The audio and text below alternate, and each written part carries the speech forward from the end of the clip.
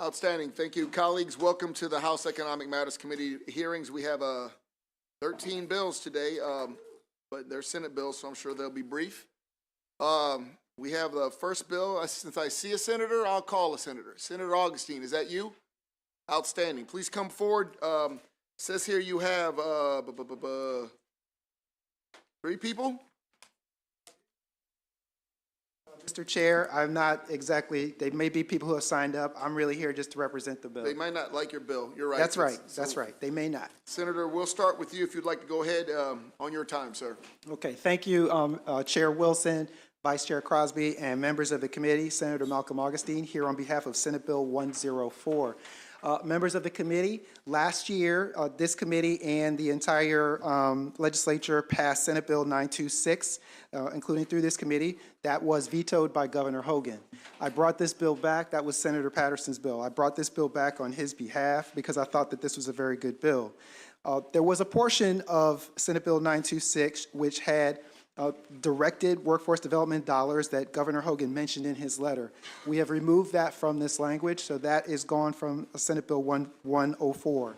What Senate Bill 104 does have is that it modifies criteria for membership and consultants to the Apprenticeship and Training Council within the Division of Workforce Development and Adult Learning, so that it will make sure that it includes diverse communities, including Asians, Blacks, and Latino membership who have historically been underrepresented on the council. It further establishes the Apprenticeship 2030 Commission. The purpose of that commission is to examine and make recommendations to reduce skill shortages in high-demand occupations. And what it does with that is it expands registered apprenticeship in industry sectors with skill shortages. It grows the number of apprenticeships to at least 60,000 in 2030. And it also work in concert with the Blueprint for Maryland's Future to help it to achieve its 45% goal of high school graduates completing with a registered apprenticeship.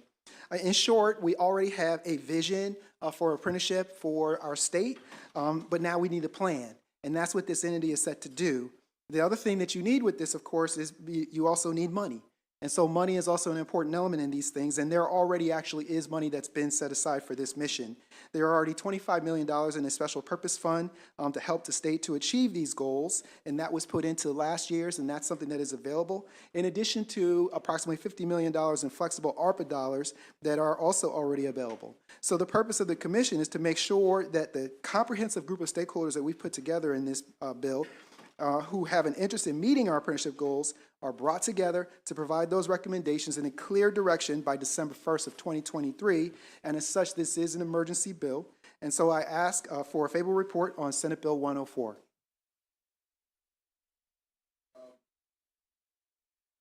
Are there any questions on this bill? Colleagues, seeing none.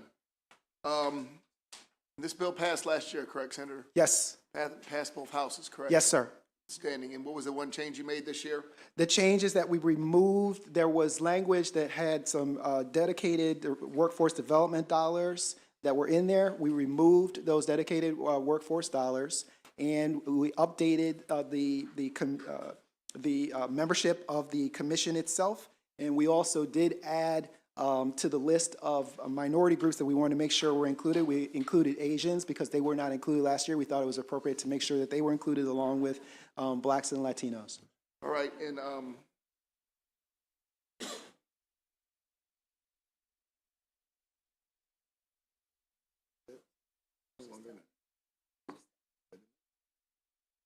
okay, go ahead.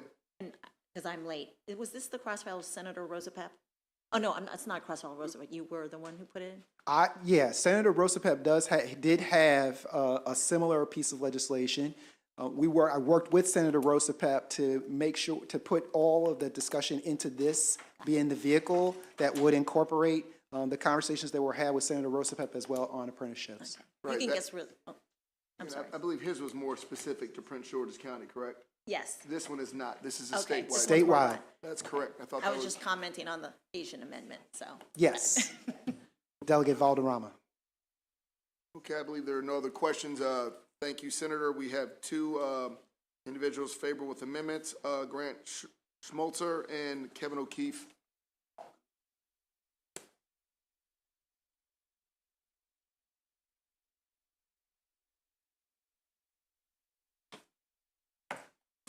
Good afternoon, Chairman Wilson, members of the committee. Thank you. My name's Kevin O'Keefe, and I'm here with Grant Schmelzer. Both of us are here on behalf of the Independent Electrical Contractors Chesapeake.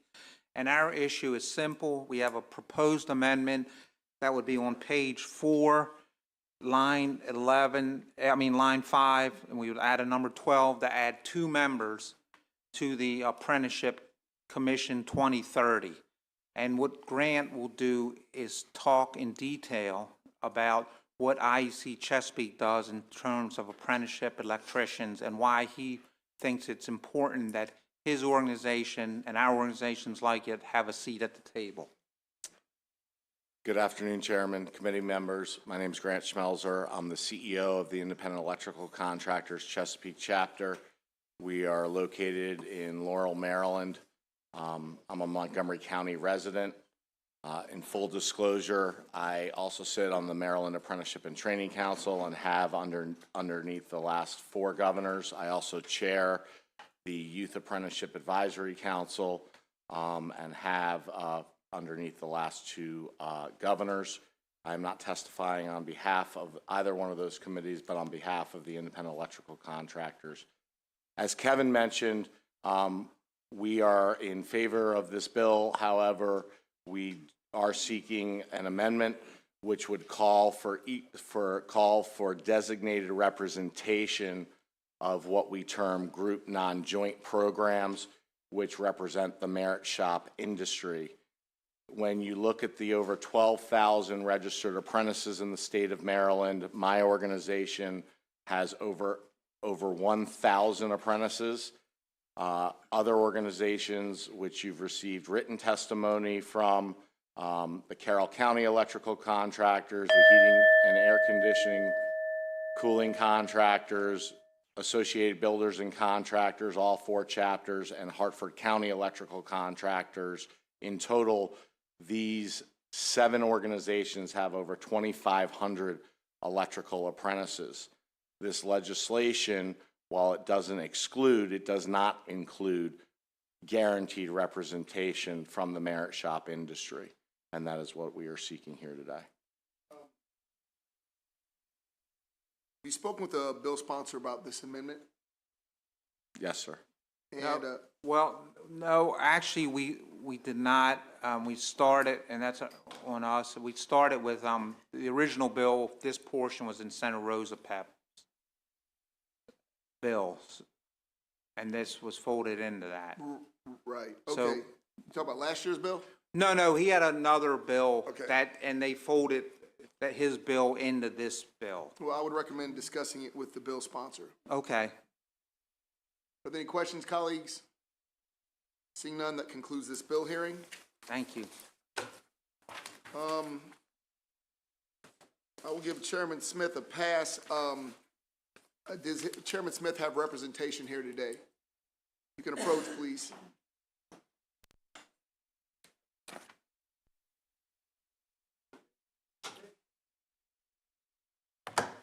Please introduce yourself. You may begin. Good afternoon, Mr. Chairman Smith, Chairman Wilson, Vice Chair Crosby. Luke Pinton here on behalf of Chairman Smith, who is downstairs in this cross-file bill hearing for HB1. And so I'm here to present very quickly Senate Bill 591, Labor and Employment, Non-Compete and Conflict of Interest Provisions, Application of Prohibition. So in 2019, the Maryland General Assembly passed a bill that made non-compete agreements unenforceable if the employee earned $15 an hour or less. But at the time, the minimum wage, which was then $10.10 an hour, the minimum wage, which was then $10.10, has since increased. And so that means that this law passed in 2019 protects fewer and fewer workers each year as the minimum wage increases.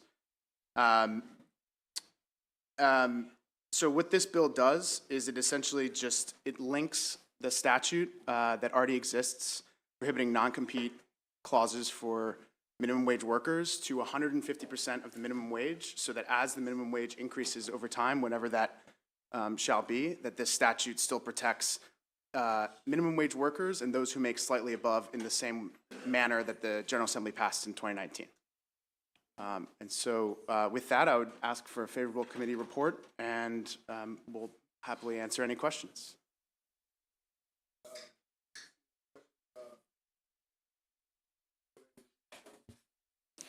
Good afternoon, Mr. Chair, members of the committee. My name is Lucy Zoe, and I'm an attorney with the Public Justice Center here today in support of SB 591. This bill provides a simple technical fix to the current law restricting non-compete agreements. So rather than specifying an hourly wage, like $15 an hour or $20 an hour, it would reference the state's minimum wage and provide that non-compete agreements cannot be enforced against workers earning 150% or less of minimum wage, the same ratio reflected in the law when it originally passed in 2019. When the minimum wage reaches $15 an hour, the non-compete law would therefore protect workers making up to $22.50 an hour, which is about $45,000 annually. Other states that have banned non-competes do so for even higher income thresholds. Virginia, for example, bans non-competes for those who earn less than Virginia's average weekly wage, which comes to almost $70,000 per year. And the District of Columbia bans non-competes for workers earning less than $150,000 per year. While you might think that non-competes are exclusively used in high-skill, high-paying jobs, the Public Justice Center has represented a number of clients in low-wage industries, including home care workers and residential home cleaners who are making maybe $16, $17 per hour and therefore aren't covered under the current law, who have been forced to sign non-competes by their employers.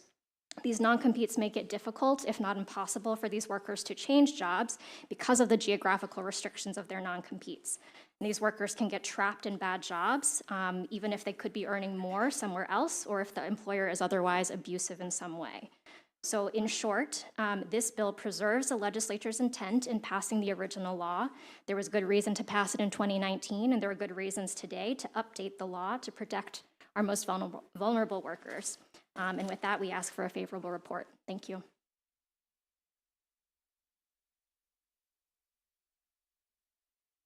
Seeing no questions. Go ahead, Delegate Fisher. Does the original bill deal with geographical restrictions, or does this bill? Or is it not, so it's not limited to geographical restrictions? The bill does not specify geographical But restrictions. you just did, and said that's what the bill had said. That's why I was just asking. No, the enforceability of non-competes is set out in case law, and so there are a number of factors that go into enforceability, including whether it puts an undue burden on the employee, whether it's necessary for the employer. This bill just makes it all non-competes unenforceable for workers earning a particular amount. So 150% of the minimum wage is how much then? If it's When the adjusted? minimum wage reaches $15 an hour, as it is going to soon, that will be $22.50 an hour, or about $45,000 annually. So not very much. That's not such a minimum wage though anymore. When if you're talking about, I mean, in theory, an entry-level job could start in a very technical field, could start out at $22.50 an hour, in theory. So, okay. I was just confused because you referenced that it only dealt with geographical areas, but I think it's more than just that. So. I believe that that's one of the legal standards when she was discussing the non-compete clauses generally.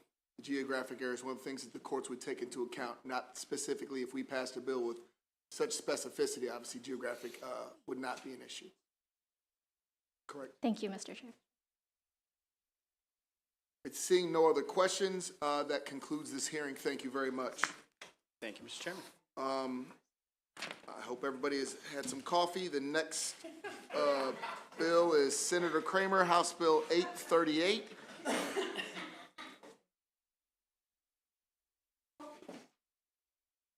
Puppies are a very good thing.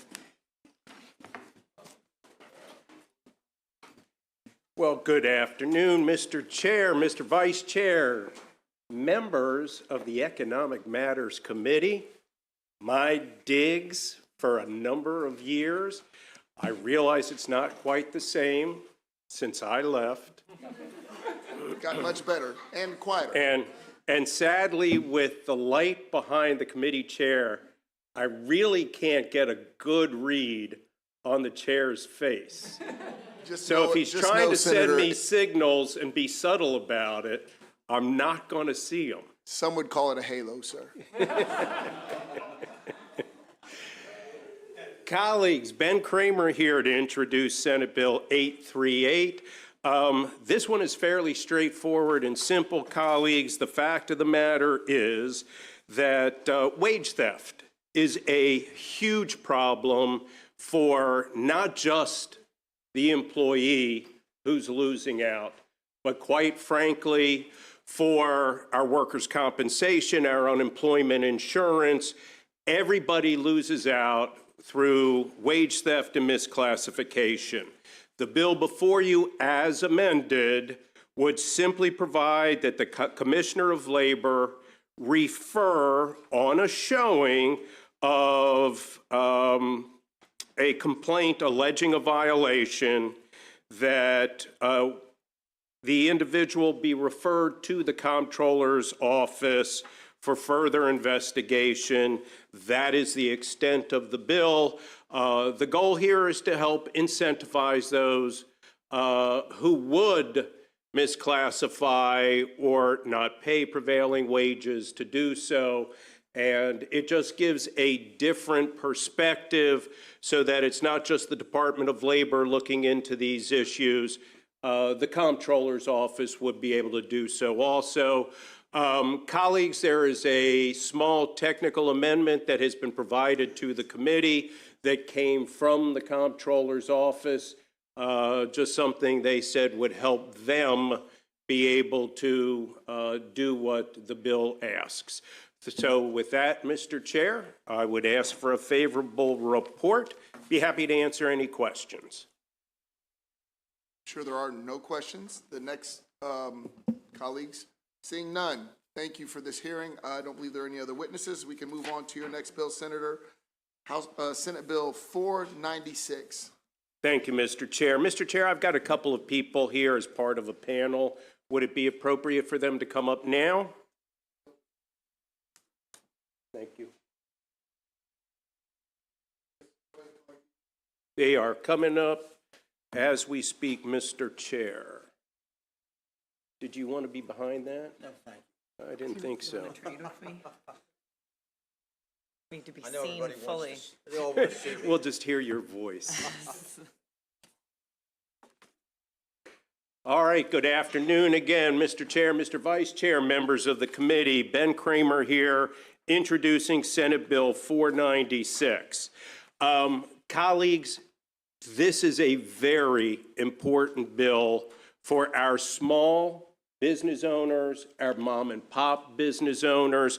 You know, we give a lot of lip service around the legislature about how important small business is and that small business is the backbone to our economy. And I agree, it is. But we don't often do a whole lot of work to show our support for small business. This bill does just that. Right now, we have commercial financing that has grown out of the Great Recession that is basically payday loans for small mom and pop businesses. Colleagues, the payday loans were so predatory in nature that this committee and our General Assembly banned them entirely because it was decided they did not serve a legitimate purpose, and all it was predation on those who could least afford it. Well, right now, we have that same predatory lending happening to our small mom and pop businesses. Now, historically, we have not typically involved ourselves as the General Assembly in business-to-business relations because there was always sort of this sentiment that, well, if you're in business, you're a little more sophisticated in what you're doing, and we're not going to get involved. Well, quite frankly, colleagues, the people who are being victimized here are you, me, my neighbors, your neighbors, our friends, and our family who are just trying to run a small neighborhood mom and pop business. The bill before you simply creates transparency. That is it. Transparency.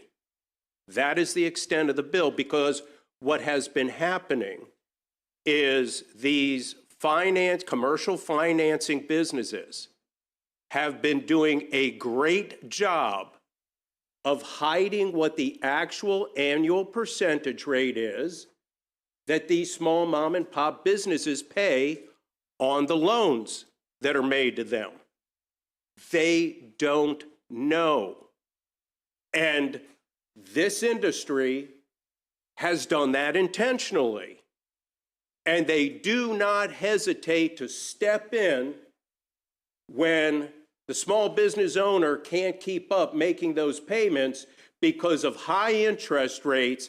These businesses, these commercial companies don't hesitate to step in and seize the assets of these small mom and pop businesses. The fact of the matter is, in many cases, interest rates are as high as 100, 200, 300%. We would never tolerate this kind of usury if it involved consumers. But somehow, this industry believes it's acceptable to do this to our small mom and pop businesses. This bill is not new to some of you who have been on the committee. You've heard it before. When it was first introduced, colleagues, it was introduced as a total prohibition on this type of lending, just like we did with payday loans. The industry came up and said, look, don't prohibit us. Don't prohibit it. Just regulate it. We get it. We're out of control. Regulate us. I listened to them. I came back the next year with a bill to regulate the industry, but it also had a cap on the percentage that they could charge on these loans. I personally felt 100, 200, 300% is outrageous. So the industry came in and they said, okay, we're good with you regulating us, just don't put a cap on it. Don't put a cap on this. So the next year the bill came back, no cap, just transparency, and the industry, Mr. Chair, as you know, came in and said, but wait a minute, we don't want a patchwork of regulations. We don't want California doing something, New York doing something, and Maryland doing something different. Fair enough. The bill before you today is identical to what has been passed in the state of New York, which mirrors what has been done in California. The fourth largest economy on our planet is now doing what this bill before you provides. It mimics New York to a T. Why?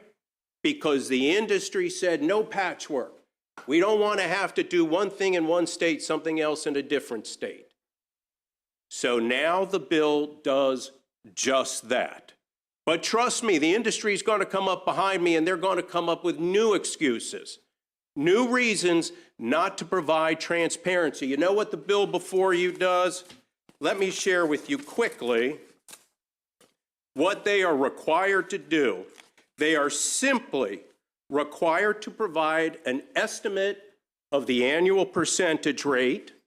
And you tell me at any point, folks, if you think this is over the top, the total repayment amount on the loan they borrow, and the estimated term of repayment, in addition to any fees they have to pay. Disclose it.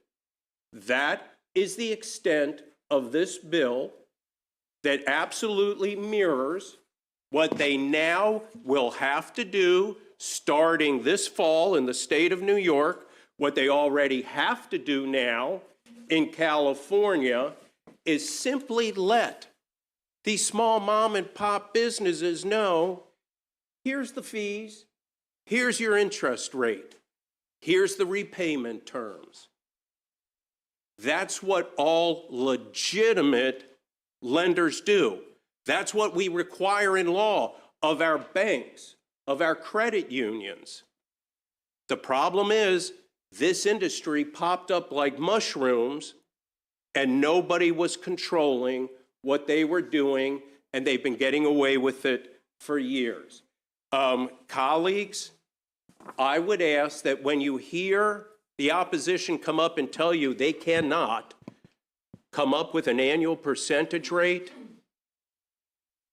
ask them why they can't, because if they want to compete in New York and California, that's exactly what they are doing, and in fact, they are doing it. Now, here I heard recently is the opposition's going to come up and say, well, a whole bunch of these businesses went away in California. Perfect.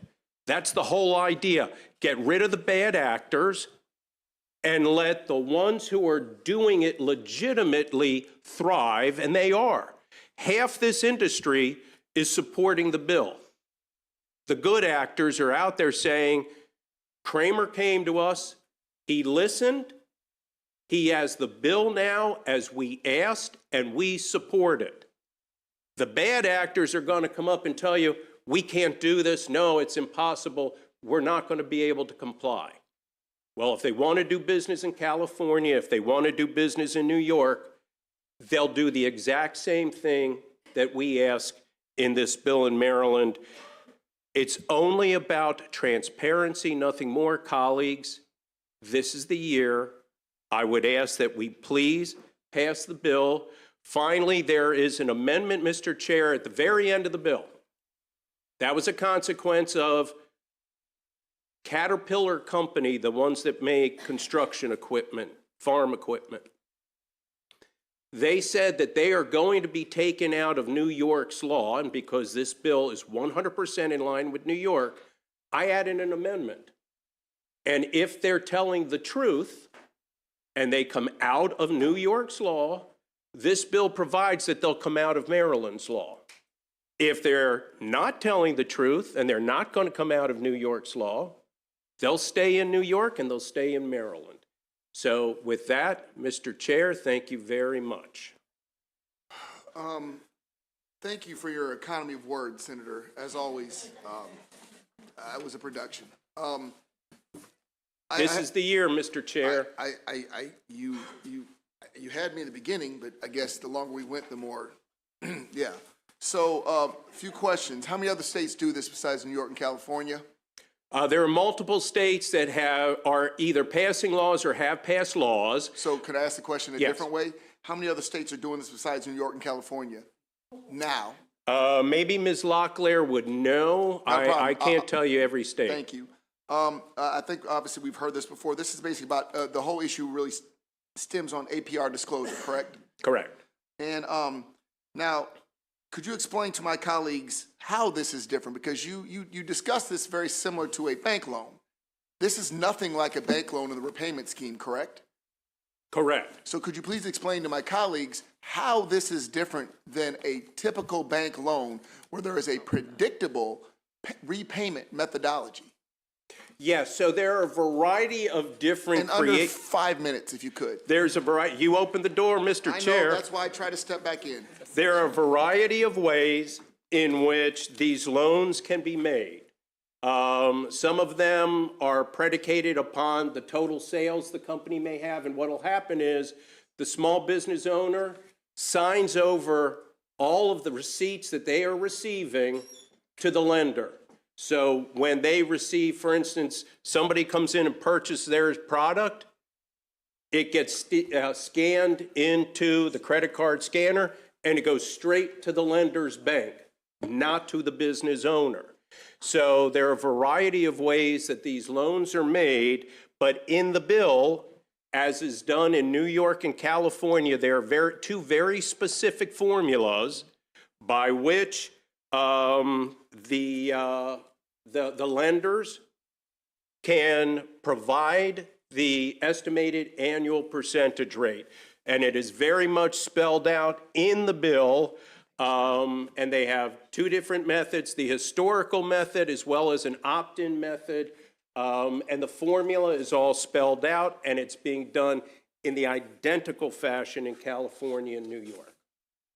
Again, I don't know, just for everybody listening, that's not always a great selling point to bring those two states into any bill that we pass, but I appreciate that.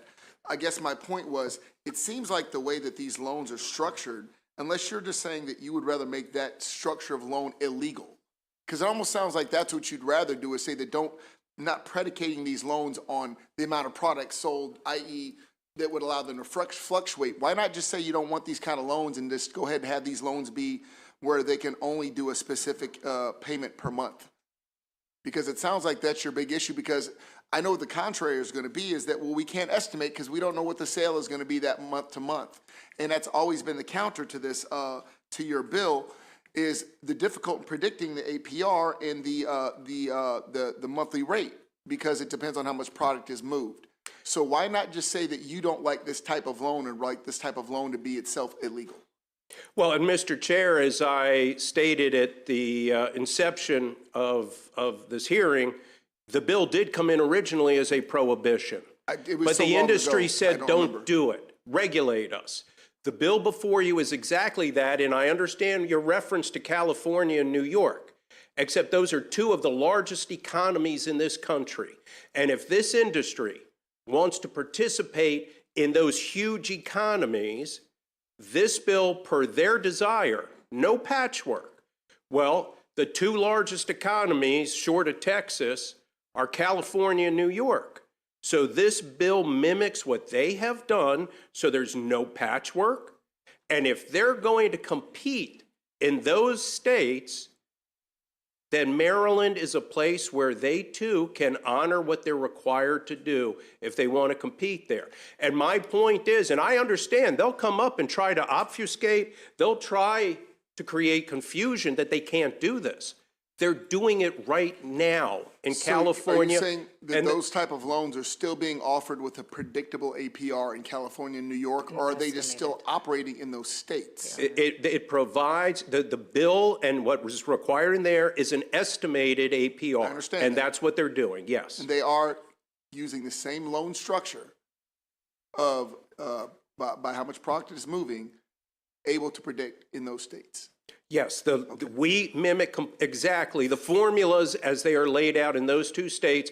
And folks, and look, the legitimate people in the industry were doing this already. They've been doing this, Mr. Chair, on these very same loans. They've been providing it. It's the ones who want to hide the ball that are going to come up and try to confuse. That's why I'm telling you, and you hopefully have in your witness list, half the industry supporting the bill. The ones who are competing legitimately and who can't compete against the guys who are hiding it, they're the ones supporting and saying, we've already been doing this. We support these regulations and this transparency, and they're doing it now. And lastly, would this bill as passed interfere with current contracts, or would this only be forward-looking into new contracts? Prospective. So any current contracts, loan contracts, this would not affect those? No, it's prospective, and if you have any doubt whatsoever, if you think that needs to be clarified. I'm just asking what your intent was more than anything, Senator. Yeah, no, mine is it's prospective going forward. Okay. If we can turn the clock on now, we have some other witnesses, and good Lord, we don't need them to go this long. Thank you very much, Senator. As always, it was very enlightening. And I do recognize there is an issue here that may need to be resolved. Thank you. Go ahead. Good afternoon, Mr. Chair and honorable members of the committee. For the record, And I'm sorry, Kaylee, before you go forward, the one question that I guess I forgot, my vice chair brought it up too. You brought up Caterpillar, and I found that very odd that we're going to hinge what we do in Maryland on what another state does. Why would we do that? Why wouldn't we, regardless of what the opponents want, why wouldn't we just do what we want? If you don't believe Maryland Caterpillar should be excluded, why would you do that? Why not just do it as we think it should be done and let California and New York catch up with us? Well, and that's what the bill will do. So effectively what happened, they came in and stated, look, we've got it all teed up in New York that we're going to come out of their bill. Now you're going to pull us in just when we're coming out of New York, we're going to come out of California. I don't know whether that's fact or fiction, quite frankly, but I have represented to this committee that this bill tracks New York precisely. So my point in the way the amendment was drafted was, and this is, Mr. Chair, this was the industry saying, no patchwork, make them identical. I have conceded. I appreciate your concession. That Have we there- ever done this before? This sounds so odd and out of character to say that we're going to definitely tie ourselves to what another legislature decides. Well, it would not hurt my feelings if you were to take that amendment for Caterpillar out, because they came back after I did this on their behalf and said, yeah, we're still going to oppose it. We don't want to be in the begining. So is feel this your- free to this is take not them your out if amendment? you feel so inclined, Mr. Chair. Thank you very much. Are there other questions? Kaylee, go ahead. Honorable members of the committee, for the record, Kaylee Locklear here on behalf of the Maryland Retailers Association in strong support of this legislation. So as you've heard over the past couple of years, we've repeatedly heard from opponents that we need to mimic or wait for California and New York laws in order to act on this issue and to not, Mr. Chairman, to your point, ban, restrict, or cap these commercial loan products.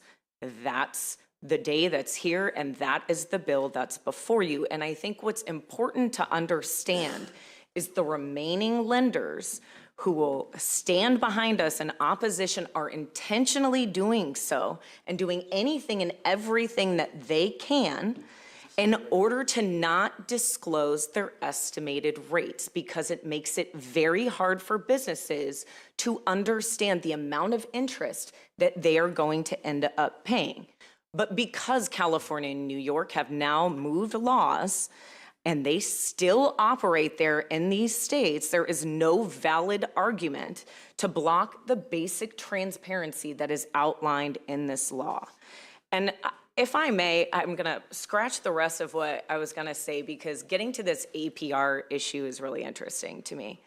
You're going to hear testify from a coalition that represents what we call the good guys in this industry, and they are behind disclosing APR. You will also hear from a company that is currently doing it, and they will tell you that it can be done. So we have here, somebody is not telling the truth, and what's interesting is you can go on some of these websites right now, and you can figure out what the APR is.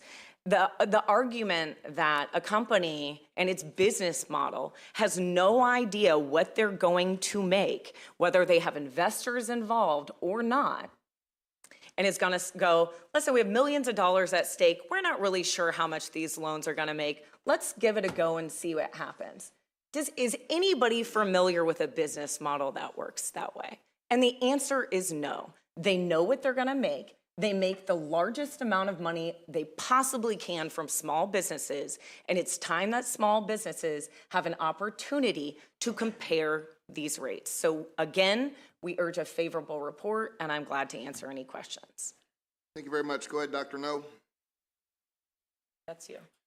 Mr. Chairman, today I am Dr. Yes, and in full support of this bill on behalf of the Maryland Bankers Association. My name is Bob Enton, and I typically appear in front of the committee for a variety of clients, including the bankers. And the bankers are in full support of this bill. We have been since the first year that it was introduced. And you say, well, why do the bankers care? The bankers care because no bank makes a loan without disclosing what the rate of interest is, without disclosing what the term of the loan is, and what the payments will be. And it's clear. I would ask each one of you that has a loan with the bank, whether it's a consumer loan or a commercial loan for your businesses, do you not know what the rate of interest is that you're going to pay? Do you not know what payments you're going to have to make? Do you not know what the term of the loan is? And we don't see any reason why these companies, which are totally, completely unregulated in any fashion whatsoever, in all but a handful of states, should be out there making loans in this unregulated fashion. I mean, can they not, if, like you heard from the sponsor, half the companies that are in this business say it's not a problem. We'll give you the estimated APR. an estimated APR. If you were making a loan and you were trying to decide, am I going to get it from a bank? Am I going to get it for Merchant Cash Advance Company A or Merchant Cash Advance Company B? How are you going to compare that if someone doesn't tell you what the rate of interest will be? At least what the estimated rate of interest will be. So we think this is a step in the right direction. Other states are doing it. This is, I think, the 4th year we've been in front of the committee on this bill, and we urge you to give the bill a favorable report. Thank you very much. Thank you very much. I see 2 questions, brief as they will be. Delegate Queen.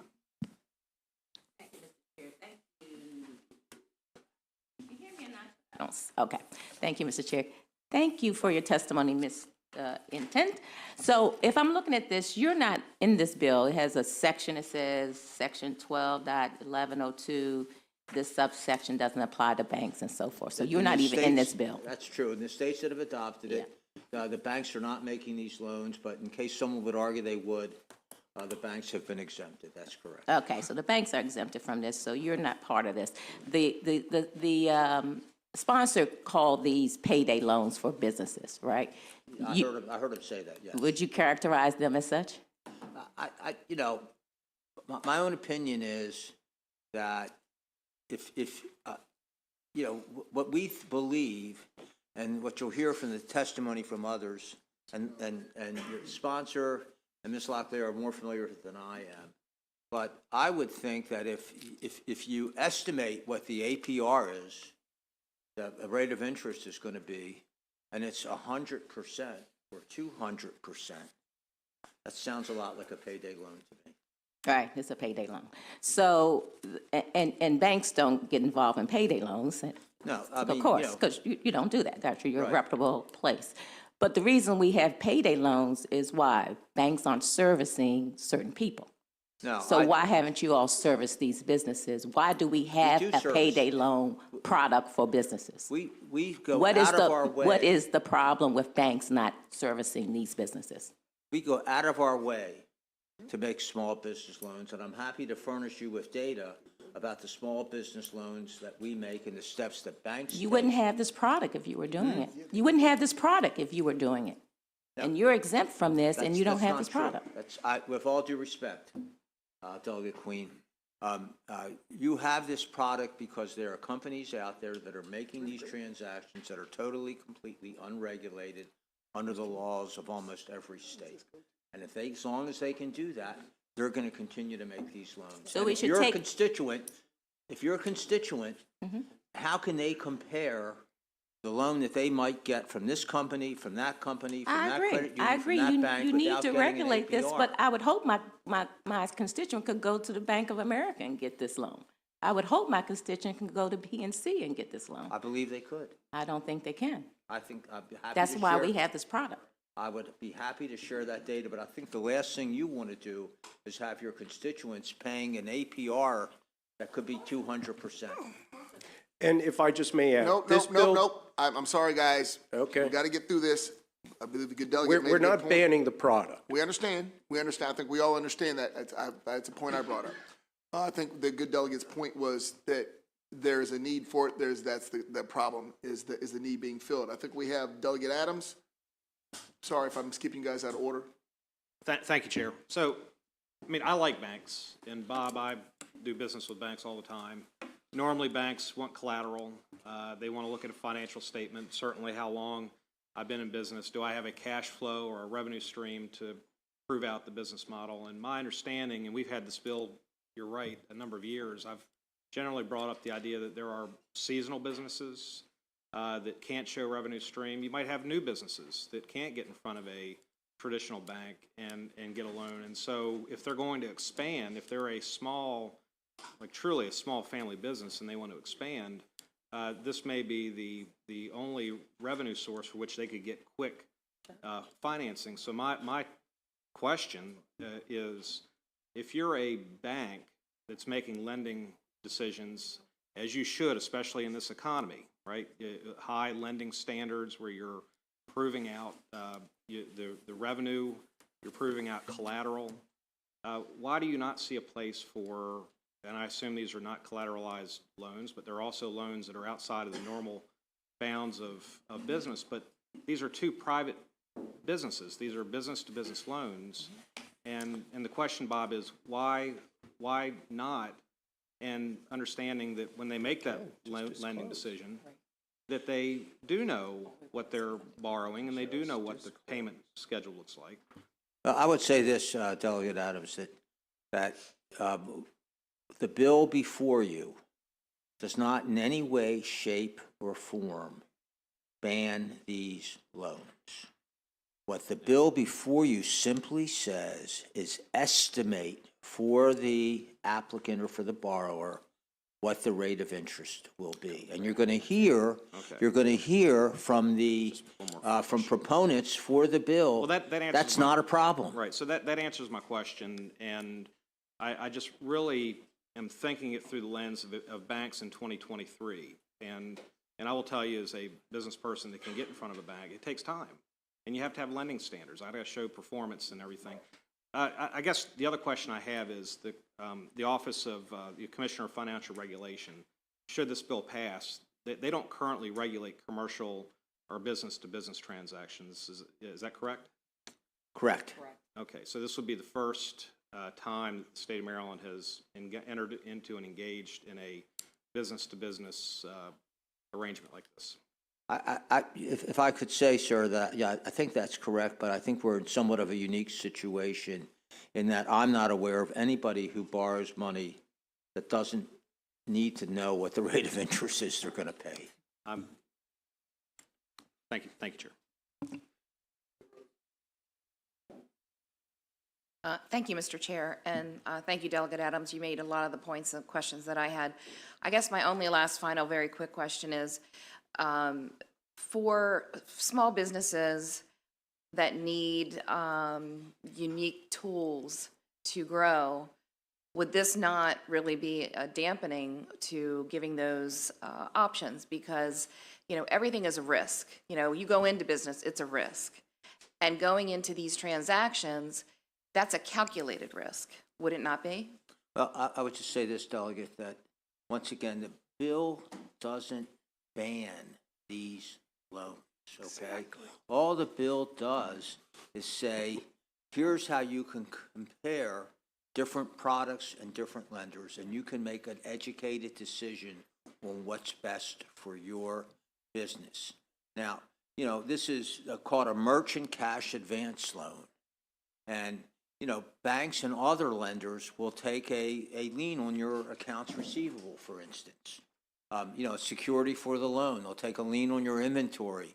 Maybe you'll have a personal guarantee. But you have the ability, the key thing that you're going to look at, I don't care if you're buying a car, if you're getting a mortgage, what's the first thing you look at? What's the rate of interest I'm going to pay? That's the first thing anybody looks at. And in these transactions, you don't have a clue. That's the problem. One quick follow-up. So if you, though, are a service-based business and you don't have a lot of collateral per se, maybe you do auto repair out of a van and you have, you know, tools. There's not going to be a lot of banks that are going to give you a loan for that. But as you're trying to grow your business and you don't have any other options in the traditional banking sense, my fear is that this is taking away a tool for a growing business to make their own calculated risk. And that's my last thought. Thank you. Thank you very much. I do believe at this time that concludes this panel. Seeing no further questions, we'll be calling, we have two virtual favorables. Are they on?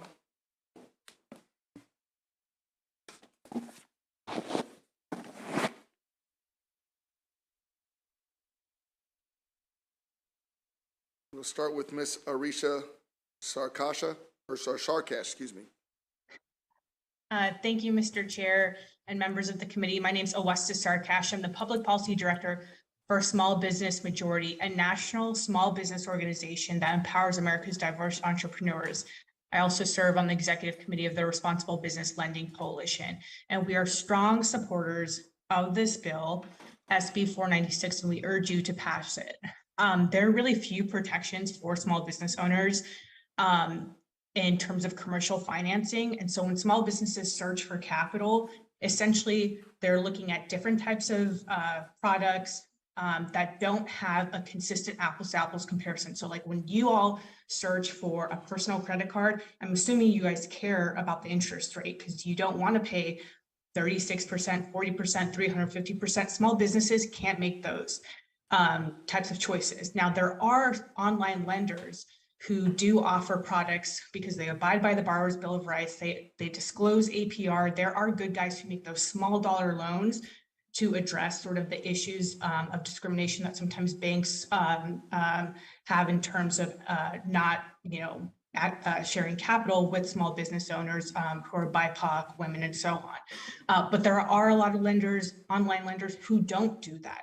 And they're charging enormous rates. If you all want to protect small businesses, you need to pass this. I totally understand the perspective that small dollar loans and addressing these disparities in capital is essential, but you're not helping small businesses by not passing this. You're hurting them, because what happens is those really small Main Street businesses end up signing on to higher cost financing products that don't make sense for them, and they're getting charged 350%, not because mostly because they aren't able to sort of make some of these determinations, because these lenders are not disclosing the APR. That's just unfair. We should pass something to make sure they can just make the comparison, not say, no, you can't, as a lender, you can't actually dispense capital to Maryland small businesses, just telling them what the APR is. So we support this legislation. Thank you very much, ma'am.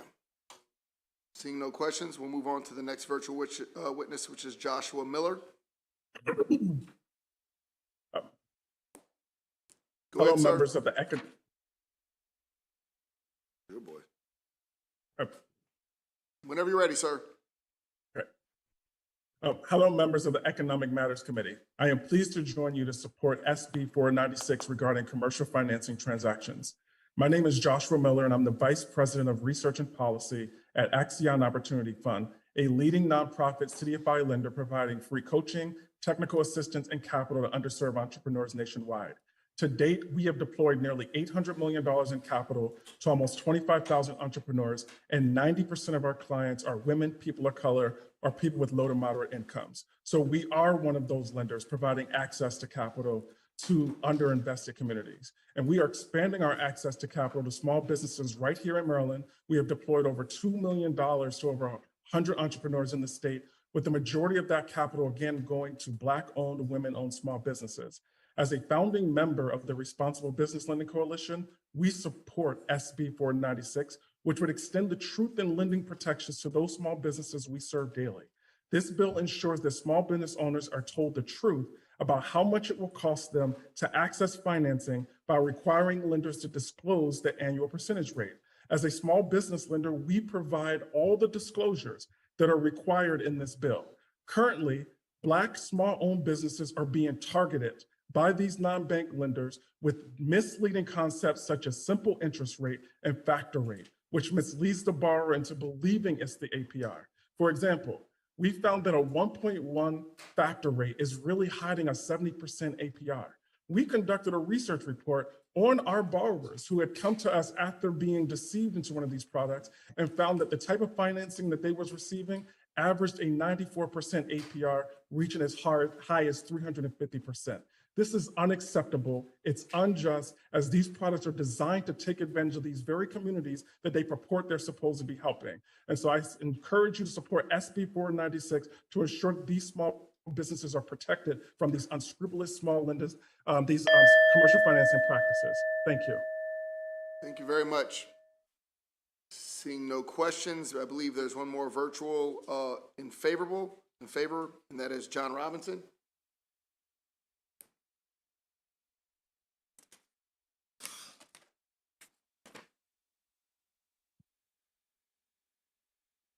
Good afternoon, sir. So I don't know if my videos. Sir, yeah, there you go. Okay, there you go. Oh, 1 second. If you could take Ms. Sarkash off. Thank you, ma'am. Go ahead. Good afternoon, committee. My name is John Robinson, and I'm the president and owner of J. Robinson Live Incorporated, also doing business as Play Live Nation, located in Annapolis Mall. I obtained one of these loans in July of 2021. It was deducted directly from my bank account, and they had access to view all sales revenue as it was deposited into my account. I had to sign over an irrevocable power of attorney to the lender in order to secure the loan. I knew it was going to cost me, but never knew the interest rates or what fees would be applied outside of any resulting fees from a default. I definitely would not do it again. If not for the small amount borrowed, it would have paralyzed me far beyond the stability of my business. My franchise has been closed since August of 2022. My experience has revealed that these lenders do not care if your business has the revenue to pay off the loan or remain sustainable. It is clear that more needs to be done in order to protect small business owners from predatory lenders preying on the vulnerability during uncertain times.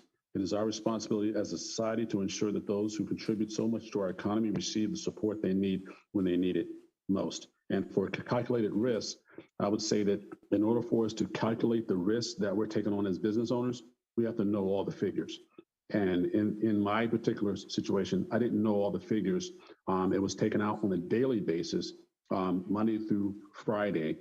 And then when you totaled it at the end, it ended up being spending close to $3,000 more than what I borrowed, but it was only borrowing $7,500. So that's a pretty large interest rate in my book, in a business that was being impacted by COVID-19. So I support this loan. I support this bill, and thank you for your time. Thank you, sir. I do have a brief question, sir, because you're the first time I think we've ever heard from a customer. Yes, did you qualify for a regular business loan or have since tried to qualify for a regular business loan to serve the same purpose? At that time, I had applied for PPP and I had received PPP, but I had also was denied economic income, the EIDL loan. I had filed for an appeal and did not hear anything. So when you're in a new business, my business was just increasing from 2018 to 2019. I gained 20% in revenue from the year that I was opening, and then I was shut down in March of 2020 due to COVID. So I was in a position to thrive, and then becoming delinquent in my bills over the next 3 months put me in a bad credit situation to be approved for better loans. So that was my point. So in your situation, you would not have been able to even attain a regular loan from a bank, correct? That's correct. Okay. Thank you very much, sir. I appreciate it. I don't believe we have any more questions. Thank you. No problem.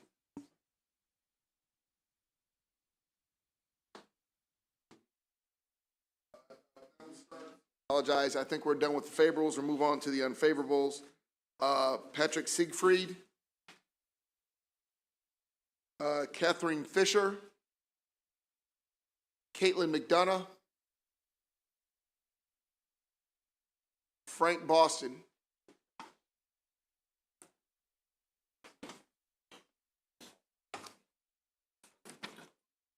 is there any room? And former delegate Sid Saab, and I believe former co-sponsor of the original bill, Sid Saab. Super weird. I'm sure we'll have an interesting story. Absolutely. And I guess we should start with Mr. Siegfried. Thank you, Mr. Chairman, Vice Chairman, members of the committee. My name is Patrick Siegfried. I'm Deputy General Counsel of a Maryland-based business called Rapid Finance. We are So I'd ask you speak into the microphone and carry your voice a little bit because I couldn't hear anything you're saying. I apologize, Mr. Chairman. My name is Patrick Siegfried. I'm Deputy General Counsel of a Maryland-based business called Rapid Finance. We provide commercial finance products, the type of which are covered by this bill. I'll be quick with my comments. I know we have run a little bit long. I'll say two things. One, we are seeing a pullback from the market in terms of access to capital because of disclosure bills with APRs. The chairman had a question about what other states are doing. There are probably half a dozen states that have also passed disclosure laws but do not include an APR, and the industry has been able to adapt to those. California and New York are the only two states that require an APR disclosure, and to my knowledge, the only states that we're really seeing a pullback from finance providers. And I'll highlight that there was a recent study done by the Secured Finance Network, which is a nonprofit organization that represents asset-based lenders, and they found that 40% of their members who responded to the poll had stopped lending in California because of the APR disclosure. This is not because of the disclosure requirements, it's because of the APR disclosure. These products do not have an interest rate. That's why they're not being disclosed with one. There's a fixed fee. And so in terms of what the customer needs to know, in terms of making an educated decision, it's the cost of capital. And all of these products, that number is clearly disclosed. When you try and force an APR onto these products, that's where you find difficulty, because these products the APR was never designed to cover commercial finance transactions like a factoring transaction, like a merchant cash advance. They were designed for consumer products. So that's the main point I wanted to make, is that we are seeing a pullback, and most importantly, the disclosures that I think this committee is really looking for are already out there, and to the extent we need to add to them, there are other bills in other states that provide a more workable framework for these disclosures to occur. Thank you, sir. Vice Chair Crosby. Thank you, Mr. Chair. Patrick, do you disclose what the fee is? Absolutely. On every one of our products, we disclose the fee. Okay, so there wouldn't be any issue if the bill switched from an APR to a fee disclosure? No. Okay, thank you.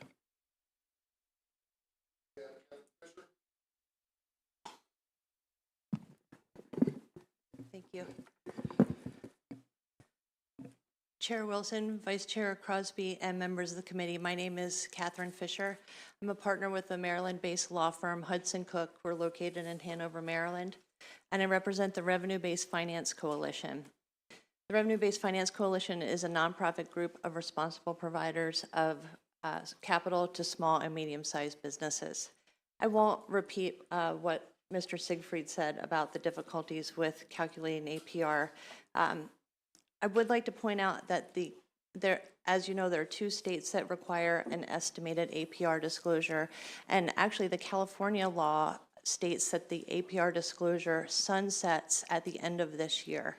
So unless the California legislature takes action, APR actually will no longer be required in California as of January 1, 2024. Finally, the Uniform Law Commission, which is the body that drafted the Uniform Commercial Code, recently formed a study committee on commercial financing disclosures to determine whether a national uniform law on commercial financing disclosures are needed. The Uniform Law Commission is made up of lawyers from across the country, including a 3-member delegation from the state of Maryland, and we respectfully ask the committee to allow the Uniform Law Commission to complete its study before passing legislation in Maryland that may harm access to capital. Thank you.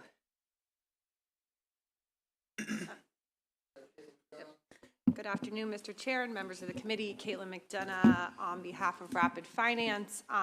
Again, I won't in opposition with the bill as introduced. I won't repeat the testimony. I was just going to try and answer a couple of questions from the previous panel and that we've heard today. So again, it's not that we can't do the math and calculate the APR. It's that we would have to disclose something based on assumptions, and then once we disclose it, the business is going to rely on that, and we may or may not be able to guarantee that because it's really going to be determined on what the business activity is and how it's paid back. And then just to the question that we don't know what we're going to get paid, we know exactly what we're going to get paid because it's a flat fee, and that's what the business knows, that's what the financer knows, and I mean, I would argue that's the clearest way to kind of measure cost. And then the only other thing is to the vice chair's question about, you know, altering the bill to make it a fee-based arrangement as opposed to APR. I believe we've already worked out some amendments that would pull APR out of the bill and kind of have that cost of capital fee disclosure in its place. Happy to share that with the committee and council if that's helpful. But thank you very much. Yep. Good afternoon, Mr. Chairman, members of the committee. I'm Frank Boston. I'm here today to oppose Senate Bill 496. I represent the Revenue-Based Finance Association as well as the Small Business Finance Association, and we oppose respectfully. We support licensing, we support regulations. However, disclosure of the APR is unworkable. Let me give you a real-life example. A deli. Deli's doing booming business, and not necessarily always has to be someone who's losing money, but they want another meat-cutting machine because they want to expand. And they need to borrow money quickly because they can't get it from the banks. The banks take too long, and the banks deny them. All right, so this is a product that they go to, and they want to borrow $5,000. And you've heard this, everyone has said it, it's a fixed term. So you know what you have to pay back. So you borrowed $5,000, and in my example, you have to pay back an extra $500, $5,500. If you pay that money back right away, of course the APR is going to be high. It's going to be 100, 200%. If you pay it over the course of a year, the APR is going to be low. But how can you disclose something that you don't know in advance? If they have a good month, the lien against the receivables would be more. If it's a bad month, it's good for the business owner because they don't have to sweat of paying a fixed money term back. They pay less. It's unworkable. You can't disclose what you don't know. But one thing you do know is you got to pay back $500. So you know exactly what you have to pay back. The other thing, this tool was extremely useful during the pandemic. It helped businesses stay afloat. And you should know that retailers associations in other states have been opposed to this. With that, Mr. Chairman, we ask for an unfavorable. Thank you, Mr. Chair. Frank, how did New York calculate the APR then? I mean, that is my question, right? Because they put it in there. I know that there's lawsuits and whatnot, but obviously they came to something. What do you know how they calculate? And that can go to any of the members. I'll defer. Okay. I guess. Thank you. Under the New York model, there is an estimated APR requirement that has the providers of financing engage in a series of guesstimates. So it requires a financing provider to estimate the merchant's future anticipated monthly revenue, estimate whether or not they think the businesses will, revenue will drop, will go up. It essentially requires a crystal ball. And that's where the litigation risk comes in and why it's a disclosure that's not based in fact. So I know that there's litigation, but Yeah. are they still doing it? Like they're still coming up with these guesstimates? Oh, good question. The New York disclosure law actually isn't effective until August 1st, so no one's done it yet in New York. California, it's been in place since, I think, December 9th, but again, that APR disclosure might sunset on January 1. So does your company operate in New York? I'm a lawyer, so Okay, yeah, but I have Sorry. clients that are trying Okay. to So, comply. so obviously you have clients that are in New York. Are they prepared for when this hits on August 1st? I don't think any company can be comfortably prepared in that they would have to come up with and disclose a so-called estimated cost knowing that it's not accurate. Okay, I'm kind of curious how it pans out, like, once the models start going forward, what is the guesstimate, and then how accurate the guesstimate happens, but we won't know that until we have all the data. Okay, thank you. I guess I have a question. Mr. Siegfried, obviously you here representing Rapid Financial Services, correct? Yes. When you you give out a loan and they default on the loan, obviously you have to take them to court, which is a regular part of your practice, correct? And when you sue them, you don't just sue them for the amount that is owed, you also compound interest, right? We do not compound interest. So if I borrowed $500, if I borrowed $500 from you and you told me the fee, if I borrowed, $10,000 and you told me the fee was $500, then the only thing you'd be suing me for is that $500 in court. That is correct. What, so, and I'm just asking this generally, I want to make sure, because I'm not trying to put you in a box. Not even court fees or legal fees, anything like that? No, courts are hesitant to award those fees for these types of actions, and rightfully so. The amount of paperwork that's required does not necessitate a lot of attorney involvement in terms of hours to show the breach of contract. So ultimately, court fees are not awarded. It is simply the principal amount lent and the fee that was disclosed at the initial transaction. That's what the judge Just want to be clear, no interest on what you've missed, what you failed to pay, merely what was borrowed and the fee added on to whatever was borrowed. Like I said, if I borrowed $10,000 from you, you tell me the fee is $5,000 or $500. If I don't make a single payment, you're going to sue me for $10,500. That's correct. I believe that's the math. I apologize. Okay. Thank you very much. I believe we have Delegate Arentz. I had cause to take out a loan like this years ago when I owned a restaurant for registers and what have you. And when we got down to the discussion about fees and what this was, I was pretty smart, I thought, because if they told me it was going to cost me an extra $1,000 on my $12,000, I could determine what the payback was. So I knew that fee moving forward. However long it would take me, I could make it take a year, I could make it take 2 years. It was going to cost me more and my APR would change. Is that right? That's right. The faster you would pay it off, they would increase your APR. The longer it took you to pay it off, the lower your APR would be. Okay, I just want to make sure I did the right thing back then. Thank you. But the point is, you knew it was fixed. Well, yeah, I knew the fee. Yep. But I if I wanted to extrapolate what an APR was, I'd determine how long, if it was going to be my season, where I had from March till November, that's where I made my money. If it took me that long, that APR was, in my opinion, going to be significantly less. Yep. Thank you. I believe we have one more person to testify, so if we could just wait on this last person who used to support this bill, so I'm very interested in what's going on. Former Delegate Sid Saab, please go ahead, sir. Thank you, Mr. Chairman. So does that come out of my 2-minute time, the explanation? No, or? you're good, you're good. Okay, good. Well, thank you. So, yes, I think, well, first, good afternoon, everyone. Mr. Chairman, Vice Chair, former colleagues, and congratulations to new delegates. It's a pleasure to be here. Yes, I am here for the record. My name is Sid Saab. I'm here to testify against Senate Bill 496. When I first got elected, I believe you, Mr. Chairman, told me that you're a freshman for 4 years and you can make mistakes. So this was one of them that I made a mistake. I read the title. It looked good at the time.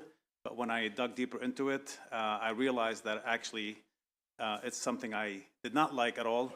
And for that reason, over the years, I became someone that didn't like the bill, and for multiple reasons. And I do have a great deal of love and respect to Senator Kramer, and it pains me to come here and testify against one of his bills. But this bill actually will hurt small business. As a small business owner for the last 30 years, I realize and I understand the quick access to cash, the ability to have quick access to cash. You can have HVAC that will break payroll, you're short on payroll. If you want to beef up inventory for promotion or for holiday, if you have a lot of unexpected expenses, banks, most people will go to the bank, try to get a traditional loan, but over 95% of those loans are turned down. You fill out mountains of paperwork, you wait 30 to 60 days to get denied. This is not a loan, and it is clearly stated it's not a loan. It's a prefixed amount, and usually when you have a breakage or if you want to meet payroll or if you want to keep the lights on, you don't have the luxury of time of waiting. And so this is an alternative way for financing. It's not your traditional loan. And I don't think as legislators or as former legislators or consumers, anything that deals with the public, I think public should be protected. But I don't think this bill in its current form protects the public, because the public will know exactly at a prefixed amount how much they're going to pay and how long it would take them to pay. And it also, it hinders the ability. A lot of these loans are structured that you can actually pre-up on the loan during the period while you actually have the loan. So that will change also. So it will be impossible to predict what the APR is, but the consumer or the person that's taken the loan will always know how much they have to pay back. And it's not a loan, it's a way of saying, I'm purchasing your future revenues at a certain price. And if you have a bad month, your revenue goes down, you actually get, they extend you the time to pay it over time. So if it's called APR, annual percentage rate. Well, if it takes 15 months, then there's nothing annual about it. And that's why this bill is problematic. It creates a lot more problem. It's a solution looking for a problem. And I think if the disclosure, I don't think the industry, and I'm not representing anyone but myself, it's one way of me seeing the light and fixing a mistake I made a few years ago. And there should be other ways that they can be regulated, but this isn't the way to do it. And if the industry is open to have a disclosure form, which I think most of them wouldn't have a problem because they're doing it anyway. So for that reason, in its current form, I regretfully ask the committee for unfavorable report. Thank you very much. Now we'll go on to questions. I believe we have Delegate Rose. Thank you, Mr. Chair, and I'm not sure if the attorney might be the best one to answer or whoever would know. So another one of my concerns is the enforcement. And so under this bill, it looks, so the scenario is we want everybody to provide this disclosure, their best guess on this APR. Am I correct? So when you have a civil penalty of $2,000 for each violation of the bill, if the factors are different for each one and you don't know exactly, you know your fee, but if you're forced to come up with a guess of an APR, it's $2,000 for each violation of the bill and then $10,000 for each willful violation of the bill. And so can you just speak to this enforcement aspect and how can you possibly know the intent and the willfulness when you're supposed to be guessing? Can you just speak to that? Thank you, Delegate Rose. That's a really good question. And that is why in other states there are financing providers that are pulling out of the state because of the significant risk of penalties and litigation. The requirement to calculate and disclose an estimated APR in the bill requires a level of accuracy that is, in my view, impossible when we're dealing with estimates. And so it's very likely that a financing provider who is well-intentioned, paying lawyers, paying accountants, will still get it wrong because the way the transaction actually plays out will not reflect the guesstimates made at the beginning. Your example earlier about the mechanic with the bag of tools, let's say, for example, that same mechanic was able to double his operations because of financing he receives. If he has obtained financing that requires paying 10% of each dollar he earns, if he doubles his operation because of the opportunity that financing provided, that financing will be paid back in a way that has a higher estimated APR, even though the transaction represents a huge success for his business. Thank you very much. Former Delegate Saab, you served 2 terms, correct? You said mistakes were made in the first 2 terms. This bill was submitted for the past 3 years in your second term. My question, I guess, would be, we'll just level set with that one. I'd also like to level set. So we're talking about a piece of paper. We're talking about essentially a truth in lending, which is an estimate. No one's taking a product away. No one is trying to take a product away. This is based on an estimate, which would be based on payment schedule, correct? Yeah. Estimated payment schedule, yes. Estimated payment schedule, an estimate. Estimated amount on And estimated essentially payment what schedule, we're trying to do is provide a business with a applicable tool that most people are familiar with, which is APR, and say basically, if you borrow $10,000, our fee is $500, but if you pay that back in a year, right, the $10,500, based on that payment schedule, this would be about what your APR would be in a traditional loan sense, correct? So I mean. Yes, one of the, I'm correct. All right. It's yes, go ahead. I was just going to suggest we have one of the lenders answer the question, but okay, go ahead, Patrick. Yeah, at the end of the day, Delegate, the Truth in Lending APR was built for consumer products. They never envisioned this applying to a factoring transaction, asset-based lending, merchant cash advance didn't even exist when they were writing those regulations. As much as Senator Kramer says that the calculation is in the regulations, it's not. All it does is reference TILA, which is a federal statute, has dozens of pages in terms of how you calculate an APR for consumer loans, not for factoring, not for merchant cash advance. So to your point, Delegate, the reason why it becomes difficult for lenders and commercial finance providers, to Delegate Rose's point, there are steep penalties here. And the margins that we're making are low. This is why the banks don't operate at this level. They're not making $500 or $50 or $100,000 profit. These are $1,000, $2,000 margins here. when you're talking about a penalty that's $2,000, it makes a lot of sense to just say, you know what, it's not worth it, I'm not going to fund it anymore. I understand what you're saying, Patrick, but the truth of the matter is that you and I have had this conversation before. And when you look up the Maryland Judiciary Case Search under your name, there are hundreds of lawsuits just under one attorney based on this. There's 50 or 60 pages. As a matter of fact, the Maryland Judiciary Case Search under your name runs out of room. Times 1,000, times 500. So, and I'm not trying to, Delegate, but the I have fact no of the matter problem. is Yeah. that grains of sand make a heap. So I understand what you're saying, but Delegate, I gotta make sure that we're gonna stay on track here, bud, because we understand what businesses do. If you do have a question with regards to, because I actually did ask him a question on how he handles collections. He clarified, because my point wasn't were people paying him back or not, because we all know that happens and it doesn't happen. But what it was he taking advantage of the people that couldn't pay him back and asking for more than he deserves. His answer, now we can verify, was he does not charge interest, he does not charge attorney's fees. He only, in those lawsuits, charges what the agreement, ergo the contract, was worth. So, unless there's something else you feel like going into, if you have a question, please ask. Does that include any type of physical assets a business or any other assets a business might own?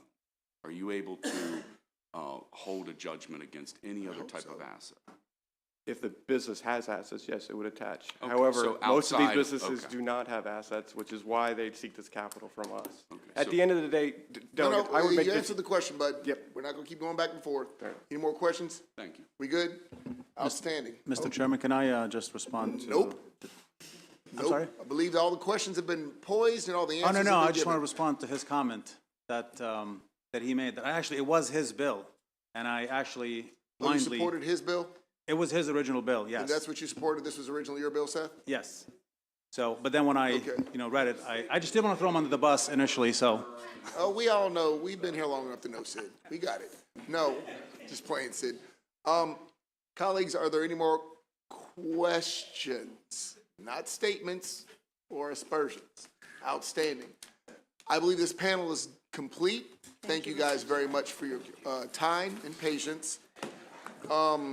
Let's go on to, we have a few unfavorables, oral or virtual. John Helfat? Outstanding. Could you hear me? I can hear you, sir. Okay, can I give my remarks, sir? You have to turn your camera on, sir. It's saying Zoom is unavailable to detect your camera. I'm unable to get the camera to come on, sir. Unfortunately, we do not allow individuals to testify if we cannot see their faces. We don't use anonymity here, and I understand you're trying your best, but hopefully you can get your camera on. Otherwise, we're not going to allow you to testify without being able to see who's actually speaking. Okay, thank you.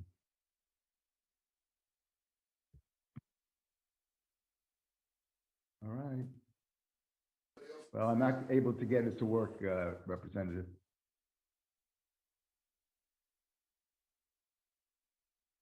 Well, I do apologize, sir, but again, we can't allow individuals to testify with anonymity, so we prefer to have your camera working as well as hearing your voice. And we're trying on this end. I don't think there's anything. There's nothing we can do on this end, sir. I do apologize. We've had several individuals testify successfully virtually today, so I'm not understanding what the issue is with you, sir. Okay, thank you. Thank you very much, sir. All right, colleagues, I believe that finally concludes this hearing. Thank you all very much. Are there any other senators actually here? I see Senator Quarterman. Please come up. Senate Bill 429.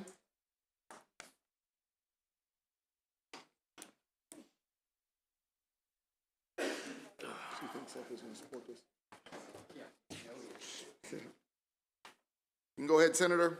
Thank you, Mr. Chair, Vice Chair, members of the Economic Matters Committee. Thank you for the opportunity today to present Senate Bill 429. For the record, Senator Paul Quarterman, District 2, representing Washington and Frederick counties. Senate Bill 429 is about consumer protection. As you guys are all aware, the Maryland Home Improvement Commission administers a guarantee fund, which exists to reimburse homeowners for the actual loss caused by a licensed contractor who performed a home improvement job in an incorrect or incomplete manner, or who abandoned a job altogether. The fund is supported by licensed contractors who pay into the fund when they obtain their home improvement licenses and each time they renew their license. Last year, the General Assembly passed legislation to increase the payout from homeowners, to homeowners from $20,000 to $30,000. Currently, though, the maximum amount that the fund will pay on behalf of an individual contractor is $100,000 to all claimants. As amended, this bill 429 would increase that amount from $100,000 to $250,000. This is a result of working with the various stakeholders in order to provide coverage to more consumers who have been negatively impacted by the same contractor. Additionally, this bill would alter the mandatory guarantee fund assessment trigger from $250,000 to $1 million to better ensure that the fund remains solvent to pay out claims in the future. The bill has the support of the Maryland Building Industry Association, along with the Maryland Home Improvement Commission, as well as the Maryland Department of Labor. The bill passed both EHE and the Senate unanimously. We thank you for your consideration and would appreciate a favorable report. Thank you very much, Senator. Seeing no questions, that concludes this hearing. Next bill we have is Senate Bill 241. I believe we have Justin Hayes from the Office of the Comptroller. Does Chairman Gazzoni have somebody to speak on his behalf? The chairman sponsored this bill on behalf of the Comptroller's Office. That's fine. You can go ahead and go then. All right. Thank you very much. Good afternoon, Mr. Chair, Mr. Vice Chair, and members of the committee. As I said, this bill was sponsored by Senator Gazzoni on the Comptroller's behalf. My name is Justin Hayes, Director of State Affairs for the Comptroller. Thank you for the opportunity to present this bill. As you'll note, the bill is about abandoned property, and this is just a small change to the law dealing with abandoned property as handled by our office. Now, the main form of abandoned property that most people are familiar with is simply money transferred to the Comptroller's office after a statutory dormancy period, typically proceeds from a forgotten account from a bank. However, this abandoned property also includes other types of property, from stock certificates to gold coins or old car titles or locks of hair that are transferred to the Comptroller's office after the same statutory dormancy period passes, and the holder, usually a bank that held the items in a safe deposit box, transfers those to the Comptroller. After making several attempts to locate the lawful owner, current law requires the Comptroller to sell such abandoned property as part of this process. And you may be familiar with the Comptroller's eBay page, where there are about 20 listings of collectible coins and jewelry available for sale. And this eBay page in 2022 sold about $450,000 of items, and after eBay fees netted the state about $390,000. To avoid wasted time and effort, if the Comptroller determines that the probable cost of the sale of these items exceeds the value of the property, then we are not required by law to offer the property for sale. However, beyond that, the current law affords no further guidance on what to do with so-called valueless abandoned property, which is what the bill before you addresses. Because the law provides no final destination for the abandoned property that has no resale value, such property currently languishes in limbo.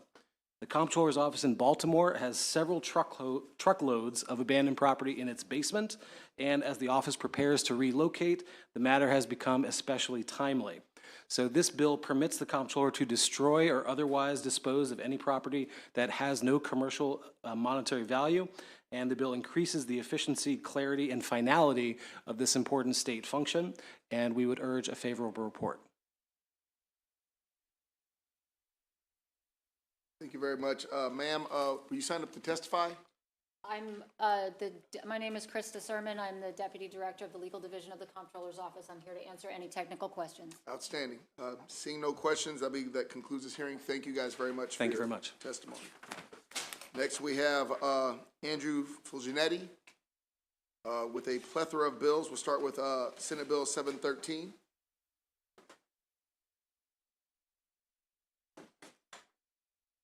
Thank you, Mr. Chairman, Vice Chair Crosby, members of the committee. For the record, Andrew Fulginetti with the Maryland Department of Labor. As the chairman noted, we have 5 sunset bills before you, so I will employ your economy of words strategy. First, Senate Bill 713 extends the sunset date for the State Board of Architects by 5 years to July 1, 2028.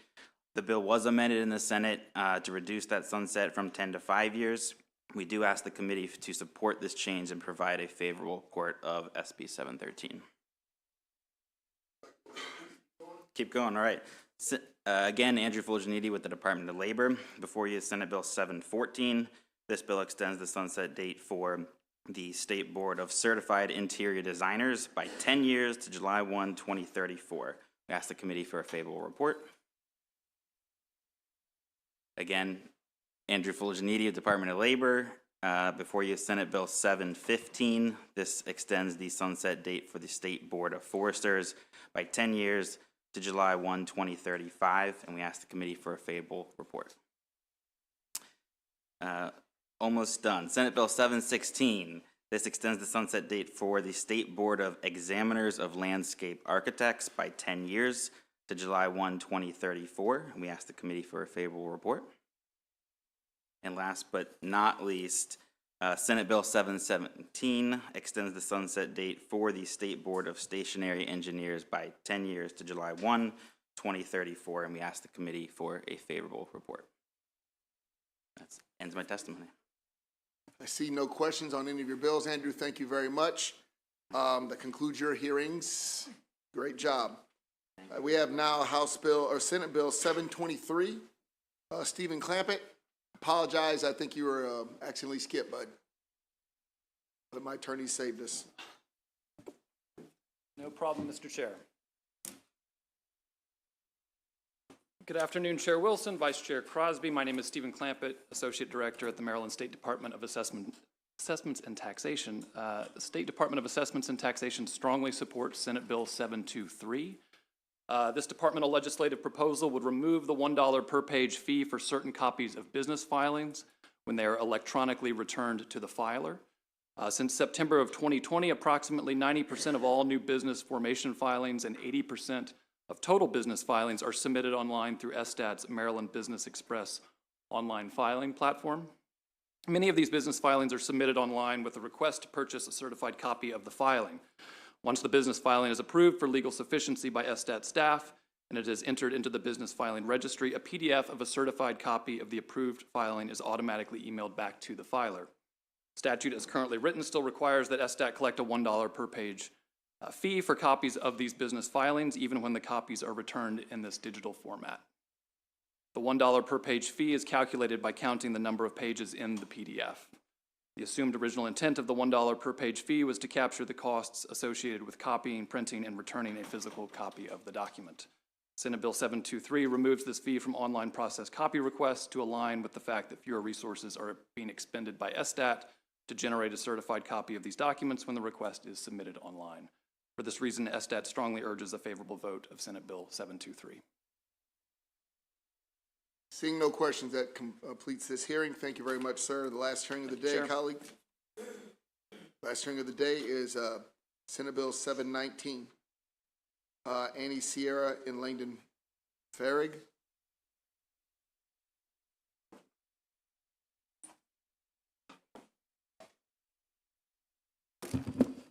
Thank you, Chairman, members. My name is Landon Farrig, Legislative Liaison for the Maryland Energy Administration.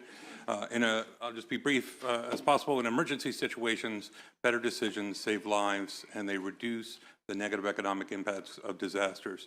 And better information is the key to better decision making. Senate Bill 719 provides exactly that information. As amended, it permits MEA to collect data regarding the volumetric stores of liquid fuels in the state. That better informs MEA and MDEM of the state's available resources in case of and in preparation for emergencies. MEA has provided staff with one additional amendment. This amendment, combined with the changes that were adopted in the Senate, serves to remove all the opposition to the bill. The bill passed unanimously in the Senate, and MEA requests that the committee adopt the remaining amendment and issue a favorable report as amended. Thank you. Go ahead, ma'am.